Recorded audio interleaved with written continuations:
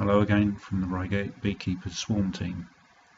Last summer, 2015, a wall-mounted swarm was reported.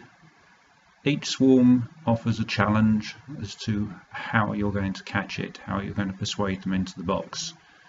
When they're in branches you can shake them, but a wall is of course a little too difficult to shake them off.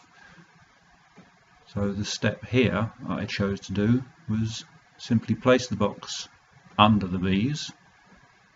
Sometimes you can move the box up and scoop them, but in this case I'm going to brush them off. I went out of picture there for a moment because the householders, the public that report the swarms, are usually interested, and in this case again I took householders' camera to film what was going on.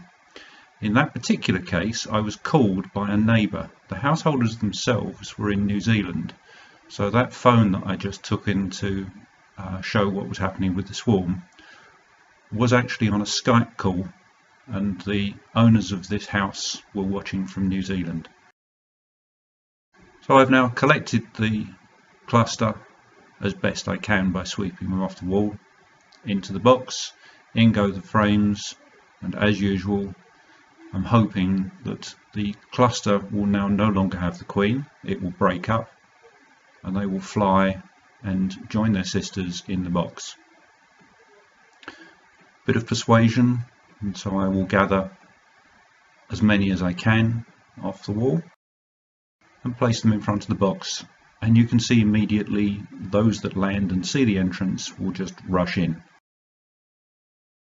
The flying bees will tend to gather back around where they were originally clustered, and in this case their scent was pretty well impregnated in the wall, so several of them were reluctant to go in. So this was about 20 minutes later and I've still got too many on the wall to just walk away and leave them.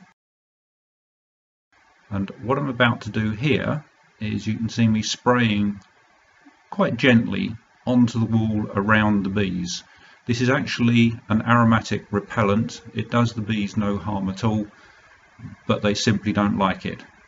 It casts them all into the air, and eventually they will find the new home where their sisters have gathered, settle in, and job's done.